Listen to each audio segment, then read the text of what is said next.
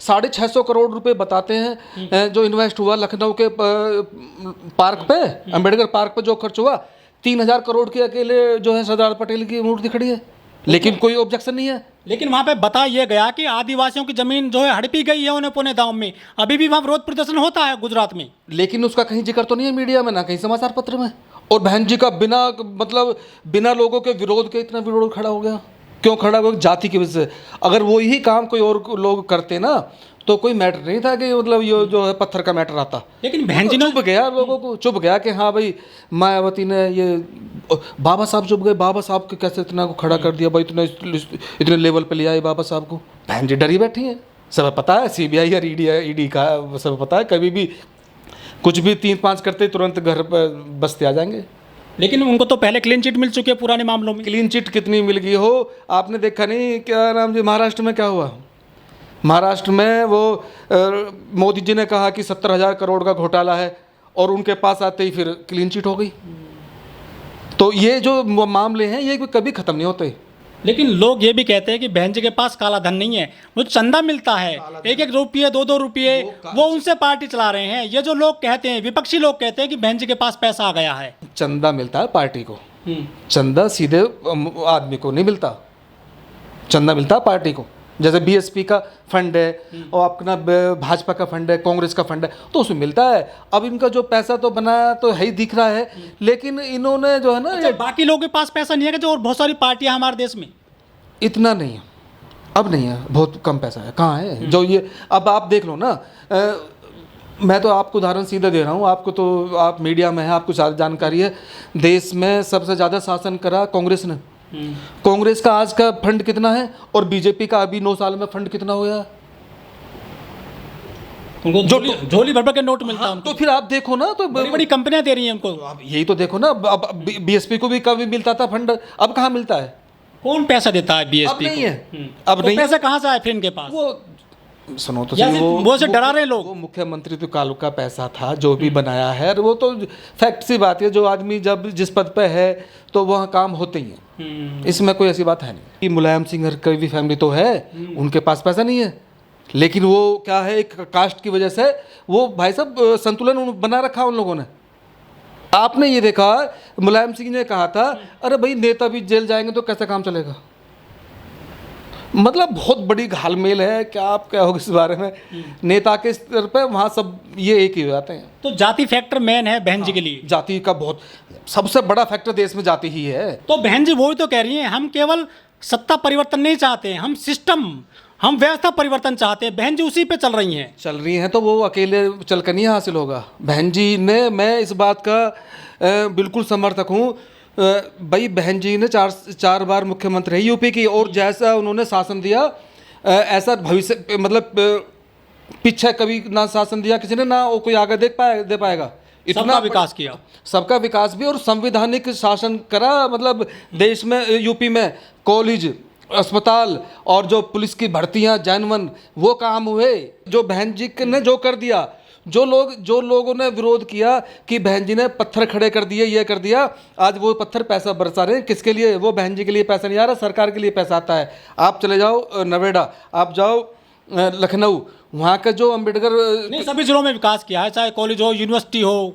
विकास का तो कोई पैमाने नहीं है। मैं कह रहा हूँ जितना विकास उन्होंने किया कोई कर ही नहीं सकता भाई। इतनी बड़ी यूनिवर्सिटी बना दी यहाँ नोएडा में, कोई आसान लखनऊ में बनाई शकुंतला, लखनऊ में हर जगह का। मैं तो एक आंकड़ा बता रहा हूँ, बाकी पूरी यूपी का तो मेरे पास इतना है नहीं। अगर आप खंगालोगे उनके शासन के जो वो कार्य हैं तो वो अनगिनत हैं, और जैनवन जो प्रशासनिक होने चाहिए वो है जो उन्होंने किया है। बहन जी पर आरोप लगे कि बहन जी ने पत्थरों में पैसा लगा दिया। हाँ, मैं यही तो कह रहा हूँ, जो पत्थरों पे जो उनको जो वो जो है वहाँ पे घिरी, वहाँ भी जातिगत पे घिर गई बहन जी।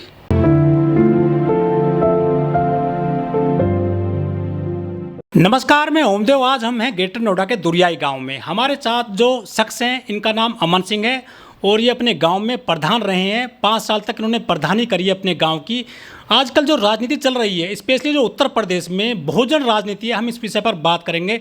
प्रधान जी नमस्ते, जय भीम। जय भीम साहब। बहुजन राजनीति तो अपना चल ही रही है अभी समय के हिसाब से। जो भी अब भाई बहन जी का पहले रहा, और अभी की स्थिति देखते हुए भाई चंद्रशेखर की भी स्थिति बन रही है अब तो।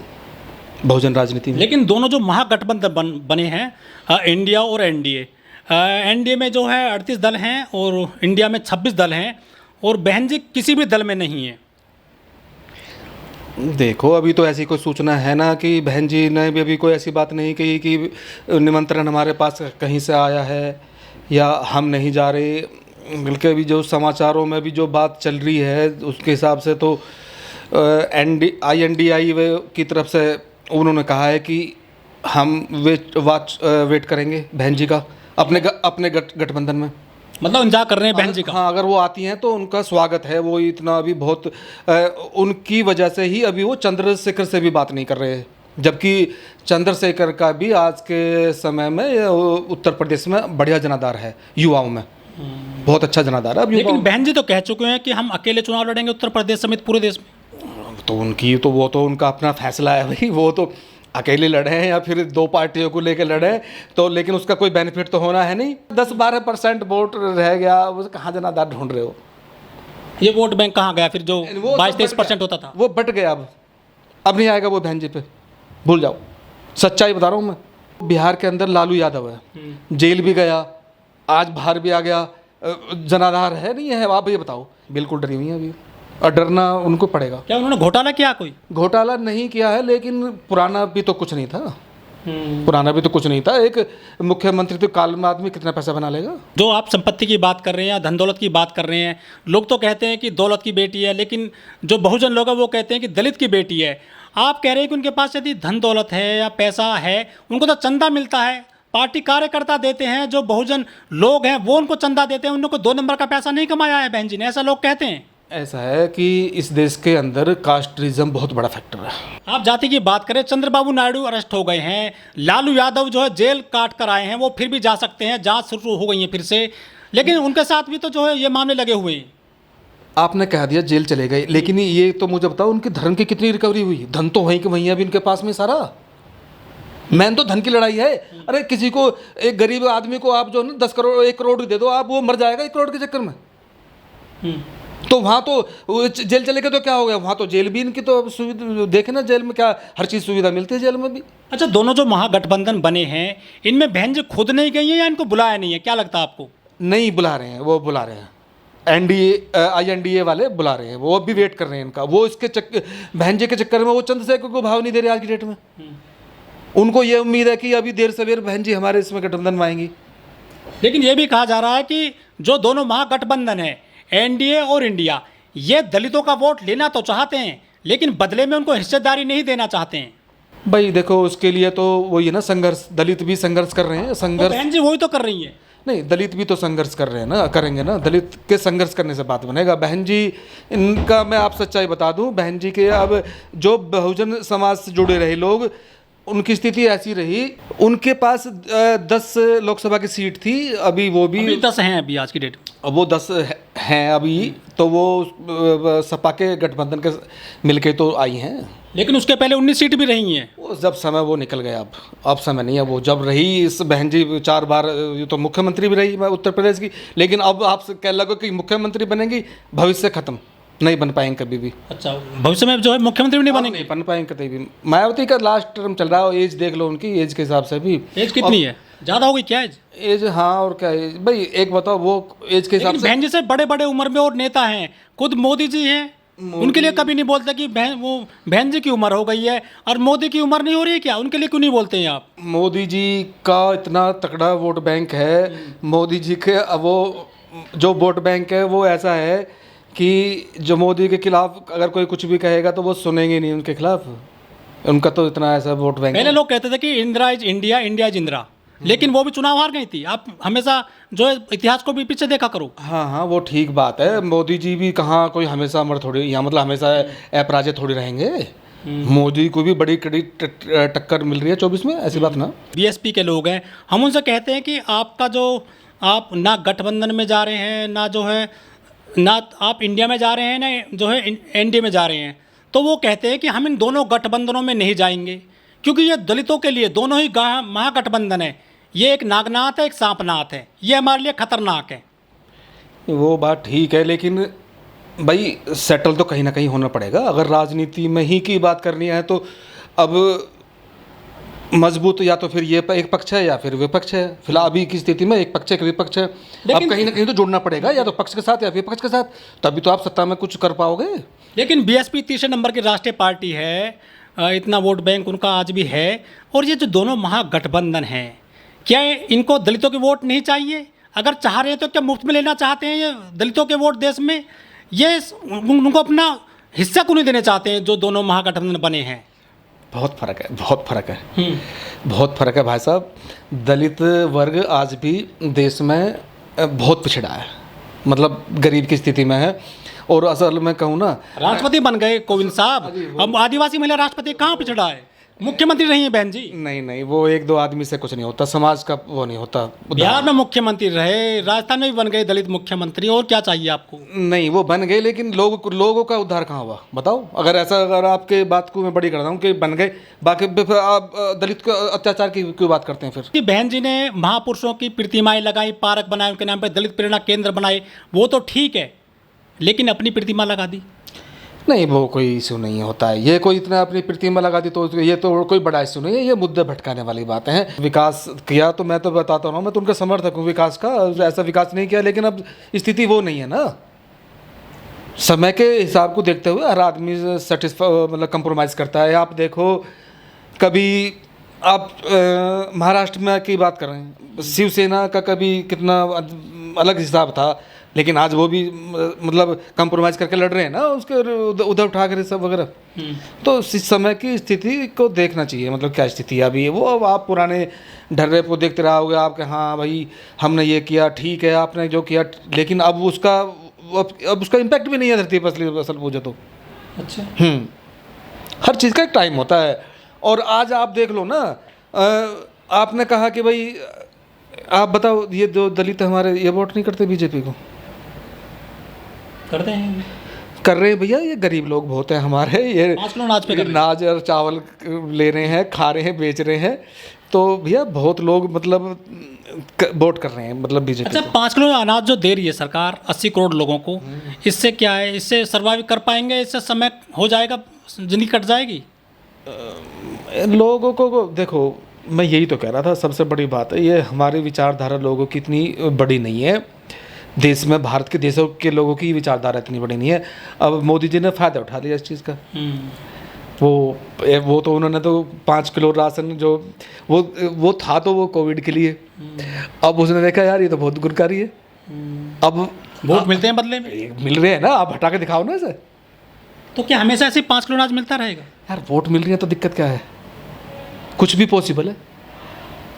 आप देखो, नेता इस देश में तो सब सारी सुविधा नेता के लिए ही है। अब एक बताओ, जब श्रीलंका में दिक्कत आई तो नेता देश छोड़ के चले गए, भरा किसने? तो जनता। मोदी जी के लिए बोलते हैं कि वो थैला उठा के चले जाएंगे। नहीं, वो मैं नहीं कह सकता, लेकिन मैं तो ये कह रहा हूँ कि भाई आखिर में सब कुछ जनता को ही भुगतना पड़ेगा।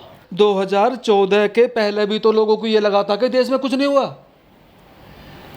लेकिन अभी 9 साल में क्या हुआ?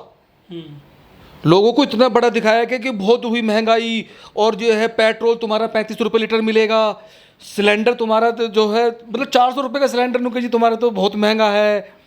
और जो है विकास के, अब क्या हुआ लोगों को? अब बेरोजगारी में कहाँ है? 45 साल में बेरोजगारी का स्तर सबसे ज़्यादा है देश के अंदर। एक सबसे बड़ी, जो मैं आपको भी बता रहा हूँ, आप भी मीडिया में हैं, आपको ये बात जो उठानी चाहिए, 1947 यानी देश जब से आज़ाद हुआ और 2014 तक जितने भी प्रधानमंत्री रहे देश में, 67 साल तक में 55 लाख करोड़ रुपए का कर्ज था। एक बहुत बड़ा मुद्दा है ये। अभी भाई साहब मतलब 9 साल के अंदर ऐसा क्या हो गया? क्या आमूल चूल परिवर्तन आया? ये नया भारत है। नहीं, नया भारत है तो लूट भारत है, तो इसका तो खमियाजा digital India, smart India, skill India ले आए, मेक इन इंडिया ले आए मोदी जी। हाँ, मैं कह रहा हूँ इन सब चीज़ों का देर सबेर जनता को भुगतान करना पड़ेगा। जैसे मैं आपको उदाहरण दे रहा हूँ, ऐसी बात नहीं है। आप चले जाओ श्रीलंका, आप चले जाओ पाकिस्तान, वहाँ के लोगों की हालत देखो क्या है। नेपाल की देख लो, हिंदू राष्ट्र रहा है वो हिंदू की मैं बात ही नहीं कर रहा, मैं तो जो फैक्ट की बात कर रहा हूँ। लेकिन यहाँ की जनता की अगर बात करूँ तो जनता में बिल्कुल कोई अवेयरनेस नहीं है, कोई जागरूकता नहीं है, बहुत बड़ी एक कमी है ये। लेकिन लोग कहते हैं कि देश मजबूत हाथों में मोदी जी की। नहीं, वो तो अपना अपना वो कहते हैं ना, अपना अपने अपनी ढपली अपना राग, वो हिसाब है देश में। ये भी कहते हैं कि यदि मोदी जी नहीं होते देश बर्बाद हो जाता। मोदी जी ने देश को बचा लिया, मजबूत हाथों में देश है और हिंदू मजबूत हो रहे हैं, सनातन आ रहा है। मैं भी मान रहा हूँ आपकी बात को, बहुत मजबूत है। और मैं कह रहा हूँ इतना मजबूत है तो भैया थोड़ी सी मजबूती चाइना पे भी दिखाओ। हम तो जब थोड़ी सी हम तो जब दिखाएंगे ना, दीपावली आ रही है। दिखाएं नहीं, जैसे आपने सर्जिकल स्ट्राइक जो है पाकिस्तान पर करी, बहुत अच्छा, मतलब उसका गया इम्पैक्ट गया एकदम सीधा भाई देश में भी उसका। मैं कह रहा हूँ चाइना हमारे ज़मीन कब्जा रहा है और तमाम तरह की जो है आए दिन वहाँ खबर आती हैं बॉर्डर पे। तो एक सबक ऐसा मैं कह रहा हूँ, मोदी जी ने काम कर दिया, 370 हटाई, 35 से हटाया। हाँ बिल्कुल, ये तो एक बहुत अच्छा कदम है। लेकिन लोग ये भी कह रहे थे, दिल्ली एनसीआर के स्पेशली जो युवा हैं, आप जैसे लोग हैं जो मजबूत है पैसे से, धेला से, कि अब मोदी जी ने 370 धारा हटा दी है, कश्मीर से 35 से हटा दिया है, वहाँ प्लॉट लेंगे हम। 2019 में हटाई गई थी धारा 370 और 35 से, कहते थे कि वहाँ से शादी करेंगे, सुंदर सुंदर बहुआ लेकर के आएंगे। क्या लगता है, कुछ ऐसे मामले आपके प्रकाश में, नॉलेज में हैं? नहीं, अभी तक जो जितनी जानकारी मिली है अभी तक ऐसी कोई न्यूज़ है नहीं कि प्लॉट लिया हो आपकी नॉलेज में किसी ने? नहीं, अभी कोई खबर ऐसी आई ना कि किसी ने प्लॉट खरीद लिया या कहीं ना किसी ने शादी करी है। बाकी सुनने में तो अच्छा लगता है कि मतलब वो एकदम फीलिंग आती है ना, एकदम मतलब भाई कश्मीर है, कश्मीर के लिए हम लड़ दिखा दिया था पहले, हम कश्मीर है, हम भाई हमारे देश का अभिन्न अंग है, दूध मांगोगे तो खीर देंगे, लिए हम लड़ मर जाएंगे। मतलब ये बात सच्चाई है भाई, ये कश्मीर का मतलब चाहे वहाँ कुछ ना हुआ हो, धरातल पे कुछ नहीं हुआ, ऐसी न्यूज़ तो है ना। बाकी ये सबसे बड़ी खबर यही है कि मतलब 370 हट गया हुआ, ये पत्थरबाज तो कम हुई। हाँ, अब ऐसी खबर तो ना। लेकिन 5 अभी सैनिक हमारे जो है शहीद हो गए हैं अभी सप्ताह में। कल परसों की खबर थी, बिल्कुल शहीद हुए हैं और वहाँ चल रही है कार्रवाई। लेकिन ये बड़ा काम हुआ है कि पत्थरबाजी कम हो गई है, देशभक्ति लोगों में जागृत हो गई है जम्मू कश्मीर में। नहीं, वो तो मुझे पता नहीं भाई, क्योंकि हमने तो देखा नहीं, हम वहाँ गए ना, तो हम क्या कहें कि जागृत वहाँ के लोगों में जागृत होना जरूरी है। वाकई में हुई नहीं वो तो मैं नहीं कह सकता। अच्छा, मतलब कोई बदलाव लग रहा नहीं कि कश्मीर में? हाँ, बदलाव तो है, लेकिन पहले जैसी स्थिति तो ना है, काफ़ी बदलाव। फिल्में बनने लगी हैं, सिनेमा खुल गए हैं जम्मू कश्मीर नहीं, बदलाव तो है, काफ़ी बदलाव है, क्योंकि पत्थरबाजी की तरह की जो घटना आती थी वो अब नहीं आ रही, जहाँ तक भी है। पैसे देकर पत्थर बरसाते थे पुलिस पर, जवानों पर। हाँ, वो मीडिया में भी चलती थी खबरें, लेकिन किसी भी, अब या तो उस 370 कहें या कुछ और भी इम्पैक्ट हो, लेकिन अब वो न्यूज़ नहीं आ रही।